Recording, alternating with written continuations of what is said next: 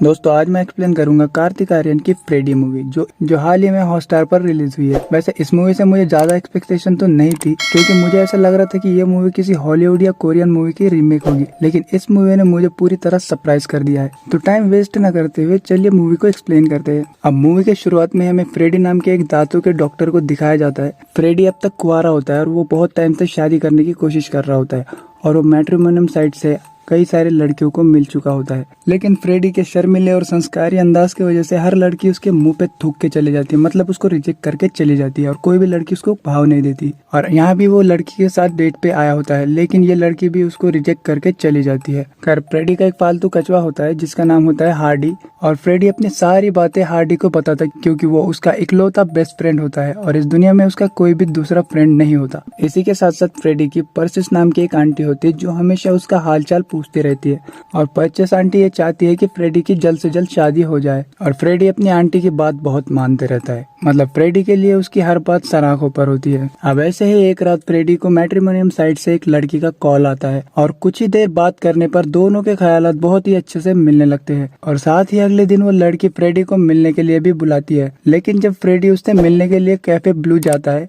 तब फ्रेडी को ये पता चलता है कि उसके साथ बहुत ही गंदा मजाक हो गया है, और यहाँ पर 4 लोग मिलकर फ्रेडी का बहुत ही बुरी तरह मजाक बना देते हैं, जिससे फ्रेडी को बहुत ही बुरा लगता है। और फ्रेडी यहाँ पर ये सोचने लगता है कि कब मुझे मेरी सोलमेट मिलेगी और कब मेरी शादी होगी। अब वैसे एक दिन फ्रेडी किसी की शादी में जाता है जहाँ पर दूल्हा फ्रेडी से भी 6 साल छोटा होता है। तब यहाँ पर बगल में बैठी आंटी फ्रेडी को समझाने लगती है कि पता नहीं तुम्हारी शादी कब होगी, मुझे तो ऐसा लगता है कि पर्सिस आंटी को तुम्हारी शादी देखने के लिए 100 साल इंतजार करना पड़ेगा। अब ये सुन के फ्रेडी को और भी बुरा लगता है। दरअसल यहाँ पे प्रॉब्लम ये होता है कि फ्रेडी के शाय अंदाज की वजह से वो किसी भी लड़की को खुल के बात नहीं कर पाता, और जब भी फ्रेडी किसी लड़की के साथ डेट पर जाता है तो वो खुल के अपनी फीलिंग्स उसके साथ शेयर नहीं कर पाता, इसीलिए कोई भी लड़की उसको पसंद नहीं करती और हर बार वो रिजेक्ट हो जाता है। अब इसी शादी में फ्रेडी एक खूबसूरत लड़की को देखता है। तब बगल वाली आंटी फ्रेडी से कहती है कि जाओ उस लड़की से बात करो, और बहुत देर सोचने के बाद काफी हिम्मत जुटाकर फ्रेडी उस लड़की के पास जाता है और उससे बात करने की कोशिश करता है। लेकिन तभी वहाँ पर उस लड़की का पति रुस्तुम आता है और वो दोनों को डांटने लगता है और फ्रेडी को धक्का देकर वहाँ से भगा देता है। अब अगले दिन जब फ्रेडी अपने हॉस्पिटल में अपना काम कर रहा होता है तभी इत्तेफाक से वही लड़की उसके हॉस्पिटल आती है। इस लड़की का नाम होता है कैनाज ईरानी। कैनाज कहती है कि मैं कल रात के लिए तुमसे माफी चाहती हूँ, और कैनाज यहाँ पे इसलिए आई होती है क्योंकि उसका विजडन टीथ एक्सट्रैक्शन करवाना होता है। अब कैनाज का चेकअप करने के बाद फ्रेडी उससे कहता है कि आप एक्सरे करवा लो, मैं कल आपकी सर्जरी कर दूंगा। अब इसके बाद फ्रेडी जब अपने घर आता है तो वो बहुत ही ज्यादा खुश होता है और वो कैनाज के साथ अपनी फैमिली इमेजिन भी करने लगता है। कैनाज आने के बाद फ्रेडी कैनाज को जनरल एनेस्थेसिया देकर उसके दांत की सर्जरी करने लगता है, और साथ ही यहाँ पर फ्रेडी उसको बहुत ही प्यार भरी निगाहों से देखने लगता है, और इसीलिए फ्रेडी ने उसको नॉर्मल एनेस्थेसिया देने के बजाय जनरल एनेस्थेसिया दिया होता है ताकि वो उसके साथ अपना नैन मटक्का कर सके। सर्जरी खत्म होने के बाद फ्रेडी कैनाज को कल दोबारा से विजिट करने के लिए कहता है, और साथ ही वो उसको कुछ दवाइयाँ लिख कर देता है। एक्चुअली यहाँ पर कैनाज को डिश वॉशर लिक्विड से एलर्जी होती है। अब कैनाज के जाने के बाद फ्रेडी उसका एप्लीकेशन देख उसका एड्रेस निकाल लेता है और अपनी कार लेकर कैनाज के घर पहुंच जाता है और वहां से कैनाज को देखने की कोशिश करता है। इसी रात कैनाज का पति रुस्तुम उसको बहुत ही बुरी तरह मार रहा होता है क्योंकि कैनाज अपने घर बहुत ही लेट आई होती है, और हमेशा ही कैनाज का पति रुस्तुम उसको किसी न किसी बहाने से मारता पीटता रहता है और उसके ऊपर जुल्म करता रहता है। हालांकि आज कैनाज अपनी सर्जरी करवा के आई, लेकिन रुस्तुम फिर भी उसके ऊपर रहम नहीं करता और उसको बुरी तरह मारने लगता है, और ये सारी चीजें फ्रेडी अपनी कार में बैठे देख रहा था, लेकिन वो कुछ नहीं कर पाता। अब इसी रात फ्रेडी को एक बहुत ही बुरा सपना आता है जहाँ वो देखता है कि उसके फादर ने उसके मॉम का कत्ल कर दिया है और खुद भी आत्महत्या कर ली है, जिसके बाद फ्रेडी को पर्सिस आंटी ने ही पाल पोस कर बड़ा किया। अगले दिन फ्रेडी वापस से कैनाज का बेसब्री से इंतजार करने लगता है, लेकिन काफी देर होने पर भी कैनाज वहाँ पर नहीं आती। तब फ्रेडी कैनाज को कॉल करके उसे कहता है कि आप प्लीज 5 मिनट के लिए हॉस्पिटल आ जाइए, पर कैनाज मना कर रही होती है, लेकिन फ्रेडी के बहुत ज्यादा मनाने पर कैनाज उसको एक पार्क में मिलने के लिए तैयार हो जाती है। यहाँ पर फ्रेडी देखता है कि कैनाज के चेहरे पर बहुत सारे घाव के निशान होते हैं क्योंकि कल रात उसके पति ने उसको बहुत मारा पीटा पीटा होता है। बातों में फ्रेडी को ये पता चलता है कि कैनास के पति रुस्तुम का एक रेस्टोरेंट है। अब इसी रात को वापस से फ्रेडी कैनास को कॉल करके उसे मिलने के लिए बुलाता है। अब ऐसे ही धीरे धीरे इनके मुलाकातों का सिलसिला बढ़ने लगता है। कभी फ्रेडी कैनास के घर जाता है तो कभी कैनास फ्रेडी के घर आती है और ऐसे ही ये छुप छुप के मिलने लगते हैं। फ्रेडी कैनास की बात अपनी आंटी को भी बताता है और ये भी बताता है कि वो उससे शादी करना चाहता है, लेकिन वो अपनी आंटी को ये नहीं बताता है कि वो लड़की ऑलरेडी शादीशुदा है। अब एक दिन ये दोनों मूवी देखने के लिए जाते हैं जहाँ पर फ्रेडी कैनास को पप्पी शप्पी करने लगता है और यहाँ पर कैनास भी अपने आप को रोक नहीं पाती। इसके बाद फ्रेडी कैनास से कहता है कि मैं तुमसे प्यार करता हूँ और मैं तुमसे शादी करना चाहता हूँ, जिस पर कैनास कहती है कि तुम जानते हो मैं पहले से ही शादीशुदा हूँ और मैं तुमसे शादी नहीं कर सकती, और अगर मैंने रुस्तुम को छोड़ा तो वो मुझे जान से ही मार देगा। अगले दिन फ्रेडी कैनास को एक पार्क बुलाकर उसको एक आइडिया सुनाने लगता है और फ्रेडी कैनास से कहता है कि क्यों ना हम तुम्हारे पति रुस्तुम को ही जान से मार दे, लेकिन कैनास कहती है कि ऐसा करा तो हम पकड़े जाएंगे।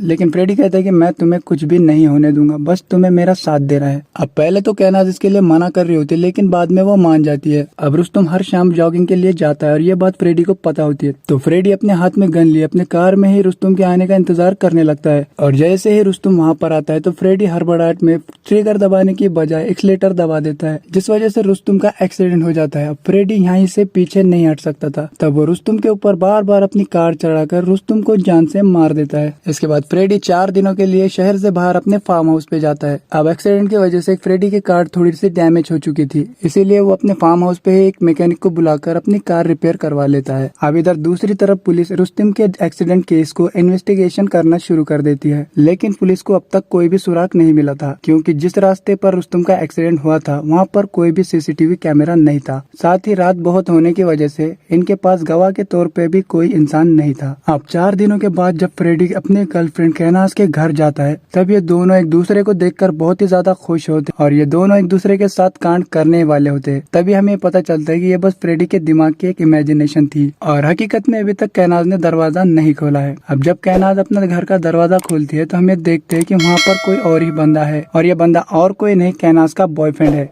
और यहाँ पर फ्रेडी को बहुत ही बड़ा झटका लगता है, जहाँ कैनास उसे बताती है कि उसने उसके इस्तेमाल से अपने पति को अपने रास्ते से हटा दिया, और साथ ही वो फ्रेडी को वार्न करते हुए कहती है कि वो यहाँ पर दोबारा नजर ना आए वरना वो पुलिस को सब कुछ बता देगी। साथ ही कैनास कहती है कि अगर तुम मेरे घर के पास भी नजर आए तो मैं पुलिस को बता दूंगी कि तुम हमेशा मेरे घर के बाहर आकर मुझे स्टॉक करने की कोशिश करते रहते हो। और साथ ही कैनास के बॉयफ्रेंड रेमंड के फोन में फ्रेडी की कई सारी फोटोज भी होती है जब वो कैनास के घर के बाहर आकर उसको देखने की कोशिश कर रहा था तब की। इसके साथ ही ये दोनों फ्रेडी को बहुत ही ज्यादा जलील करते हुए उसे घर से निकाल देते हैं। अब घर आने के बाद फ्रेडी को इस बात का बहुत ही बड़ा सदमा लगता है और उसे कैनास के ऊपर बहुत गुस्सा आने लगता है। फ्रेडी ये सोचता है कि जिन लड़कियों ने उसे मुंह पर रिजेक्ट कर दिया वो बहुत ही अच्छी थी, क्योंकि उन्होंने फ्रेडी के साथ कोई धोखा नहीं किया, उन्होंने फ्रेडी को सच्चाई उसके मुंह पर कह दी। लेकिन कैनास ने जो उसके साथ किया वो उस चीज को भुला ही नहीं पा रहा था। इस तरफ कैनास ये सोच रहे होते कि वो अपने पति रुस्तुम के रेस्टोरेंट को कैसे आगे बढ़ाए, और हमेशा से कैनास को अपने पति के रेस्टोरेंट को हासिल करना था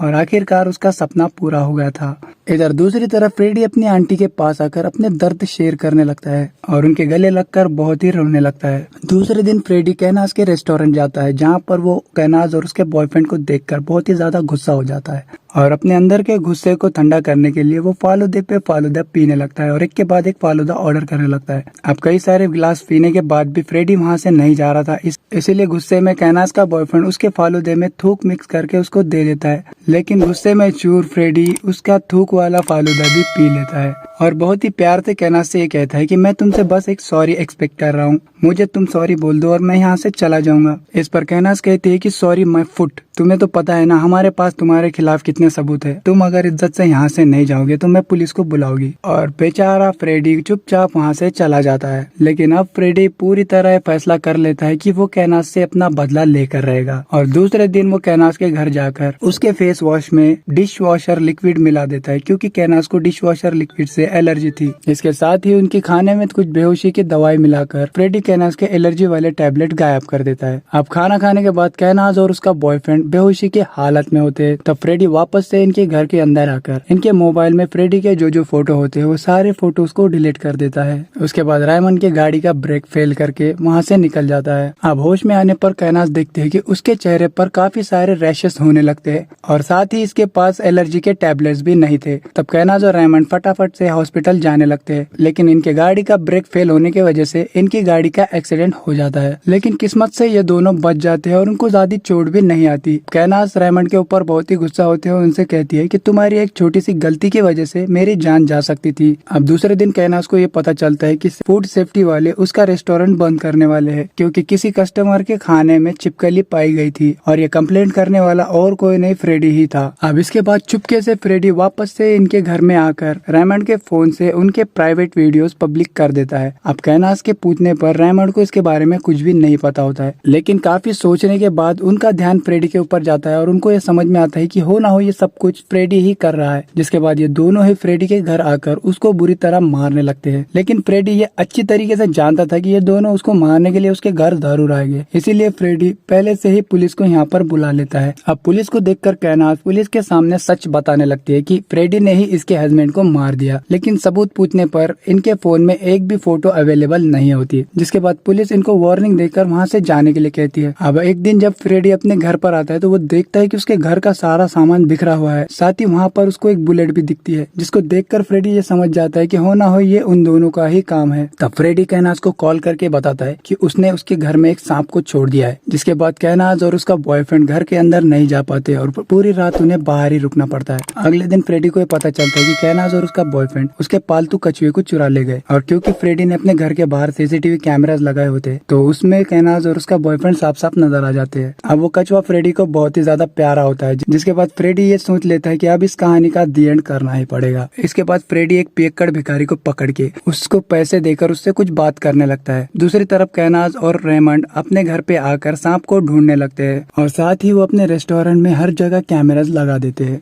इधर दूसरी तरफ हम उस भिखारी को देखते हैं जो पुलिस स्टेशन आकर अपना बयान देने लगता है। तब भिखारी बताता है कि मैं एक दिन सड़क के किनारे सो रहा था, तभी मैंने देखा कि एक गाड़ी ने एक आदमी को कुचल कुचल कर मार दिया, और उस गाड़ी का मुझे पूरा नंबर तो याद नहीं, लेकिन लास्ट के 2 नंबर याद है। अब उस कार का नंबर पता करने पर पुलिस वालों को ये पता चलता है कि वो कार किसी और की नहीं बल्कि फ्रेडी की थी। अब पुलिस फ्रेडी के पास आकर उसको उस एक्सीडेंट के बारे में पूछने लगते हैं। तब फ्रेडी पुलिस वालों को बताता है कि सर उस दिन वो कार तो मेरी थी, लेकिन कार चलाने वाला मैं नहीं था बल्कि कैनास का बॉयफ्रेंड रेमंड था, और जब रेमंड मेरी कार लौटाने मेरे पास आया था तब मैंने कार के अंदर खून के धब्बे देखे थे, और जब मैंने कैनास के पति के एक्सीडेंट की बात सुनी तब मैं समझ गया कि ये काम कैनास का ही हो सकता है। और जब मैंने कैनास से कहा कि मैं ये बात पुलिस को जाकर बता दूंगा तो कैनास ने मुझको ये SMS सेंड किया, और एक्चुअली उस दिन फ्रेडी ने ही कैनास के मोबाइल से ये मैसेज उसको सेंड किया होता है, और इस मैसेज में ये लिखा होता है कि अगर तुमने पुलिस वालों को कुछ भी बताया तो हम तुम्हें जान से मार देंगे। और फ्रेडी पुलिस वाले से कहता है कि मैंने अपने जान बचाने के डर से आपको कुछ भी नहीं बताया, और साथ ही फ्रेडी यहाँ पर अपने घर की CCTV फुटेज भी पुलिस को दिखाता है। जिसके बाद पुलिस कैनास और उसके बॉयफ्रेंड को फोन करके पुलिस स्टेशन आने के लिए कह देते हैं। अब पुलिस के वहाँ से जाने के बाद फ्रेडी कैनास को कॉल करके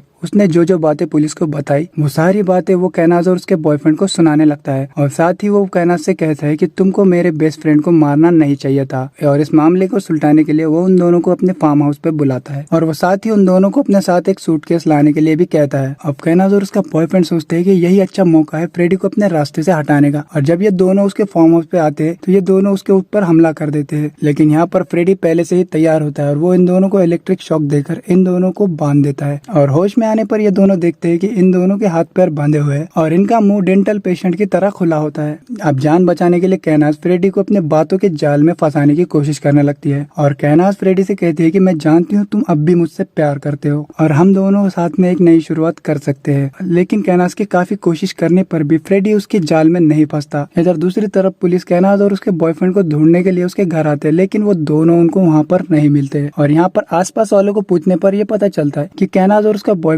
अपने साथ एक सूटकेस लेकर घर से बाहर गए थे, जिससे पुलिस वालों को ऐसा लगता है कि हो ना हो ये शहर छोड़कर भाग चुके हैं। इधर दूसरी तरफ फ्रेडी इन्हें बिना एनेस्थेसिया का इंजेक्शन दिए इनके सारे के सारे दांत उखाड़ लेता है, जिससे इनकी गांड फट जाती है और इन दोनों को जिंदा ही वहाँ पर गाड़ देता है। और यहाँ पर आखिर में फ्रेडी कैनास से ये कहता है कि मैं अब भी तुझसे प्यार करता हूँ, और यहीं पर यह मूवी खत्म हो जाती है।